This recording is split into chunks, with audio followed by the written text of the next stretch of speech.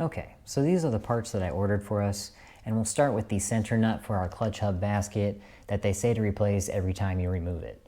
The part number is 90179-20007.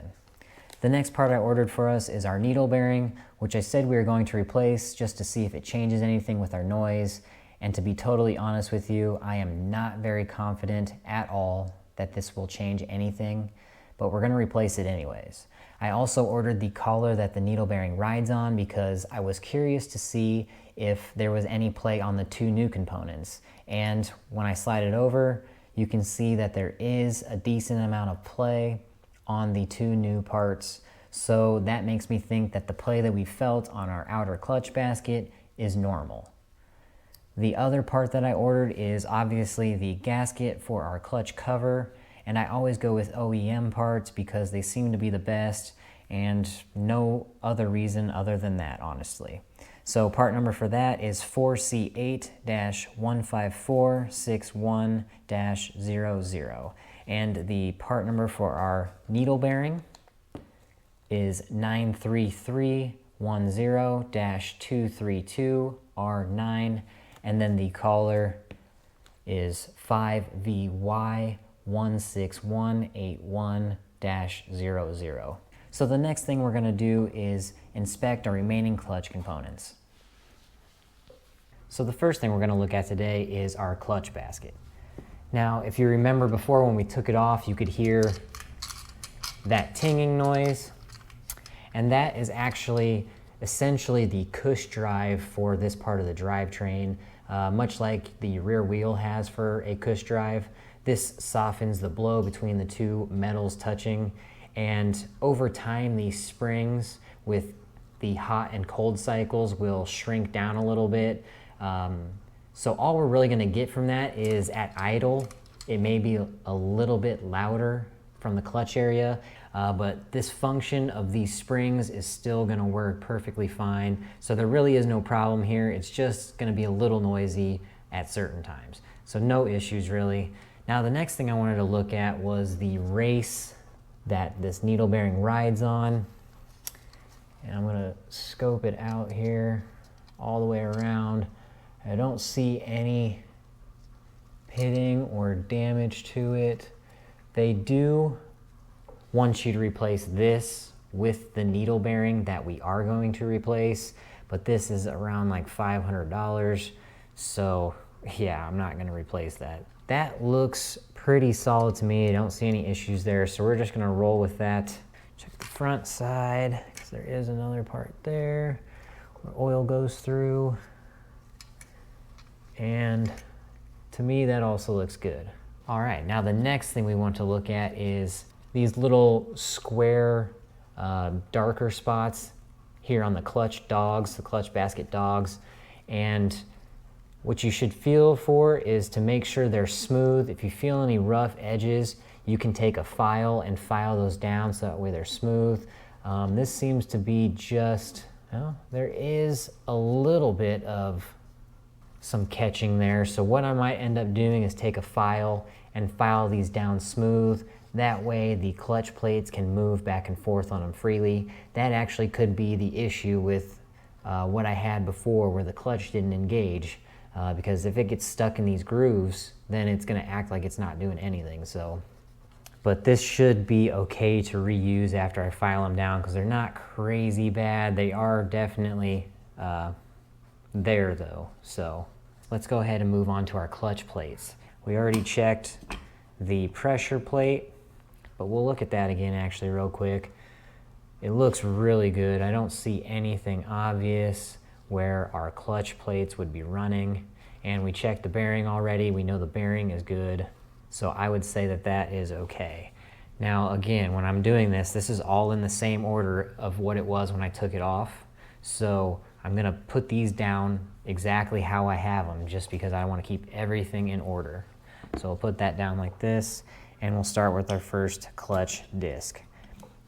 Actually, I do want to go back to the basket because I did mention when I was taking this apart that there were marks, both the triangles and then the single dots. And I look further into the manual, they do not mention them at all. So the only thing I can think of is that this single dot means that the first clutch plate is offset 1, and then the triangles, the multiple triangles for me would mean that the remaining clutch discs are in this slot. So because we know that the first pack should be offset 1 tooth, that would be my reasoning behind that. Although it doesn't say that, that's just kind of what I figure based on that. So there is no timing you have to keep with the clutch assembly. Back to the plates. We'll look at our first one, and looking at it, the clutch material looks fine. Okay, there is slight burning on the clutch on the outer edges.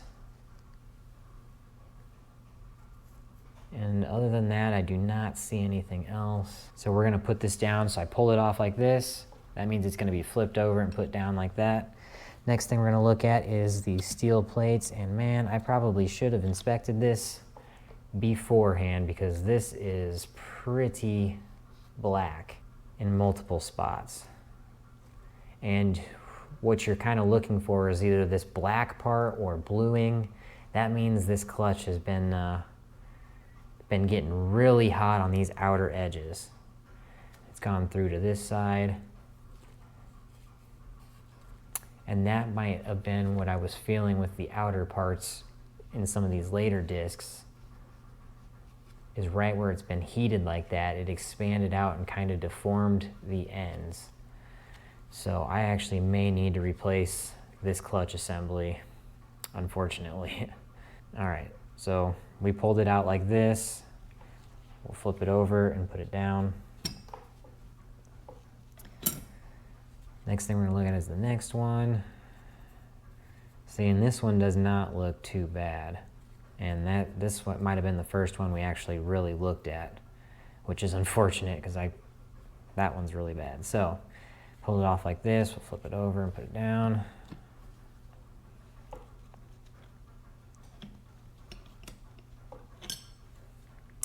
And again, on the outer edges, deformation as well.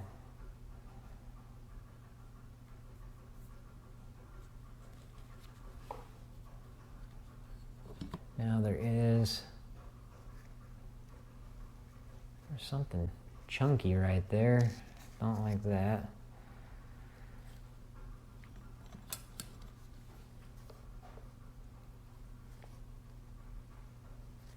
That surface rust from before kind of just rubs right off, but man.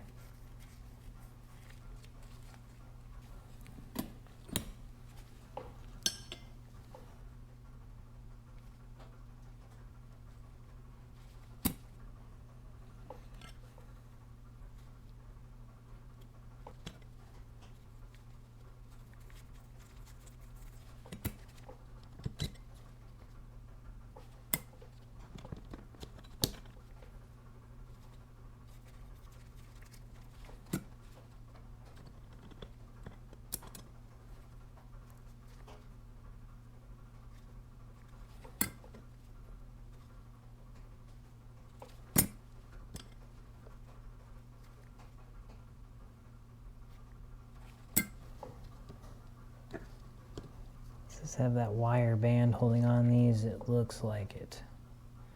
Okay, so there is a wire clip that goes around and holds these remaining clutch pieces on, or clutch plates.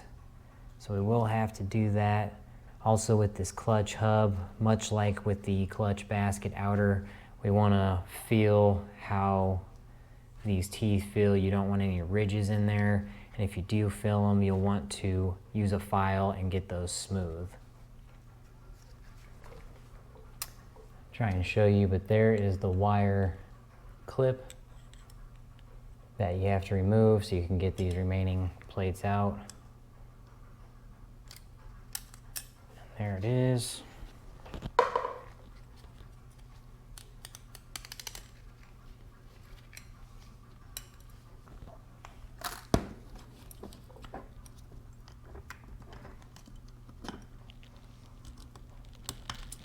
There we go. All right, so that's the wire clip that you have to remove. Now we can remove the remaining pieces.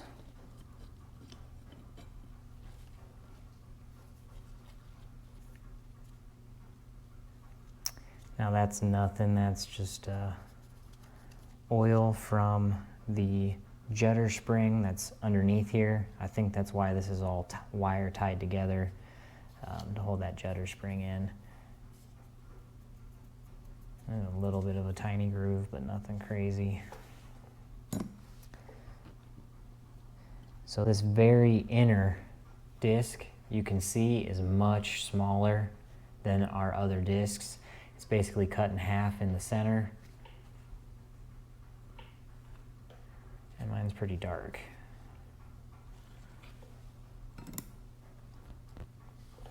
And then we have our jetter spring, which always has the concave like a bull facing down. Flip it over, throw it in here. And then the spacer, which is after that. If I can get it. It's pretty stuck on there from oil.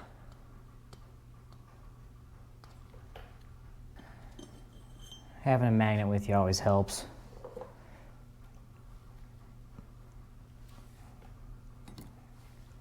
And then this is the inner of the hub, which looks fine. I don't see any damage on that. I don't see it's been heated up too much, so that'll be fine to reuse. And I don't feel too many grooves on these inner pieces. I am gonna file them down just for the sake of it, but there's nothing really drastic on here that I can feel. Okay, now that we've finished inspecting our remaining clutch components, I'm gonna have to decide on whether or not I wanna put any more money into replacing our clutch discs. In the meantime, let's go ahead and start filing down the teeth on our outer clutch basket. Okay, so what we're gonna do here is use this straight file, and we are going to file down these notches that have formed on our clutch basket. We want those smooth, that way the clutch plates can operate smoothly back and forth, that way they don't have any erratic behavior. So we're gonna clean those up, and this may take a bit because we gotta go all the way around on both sides.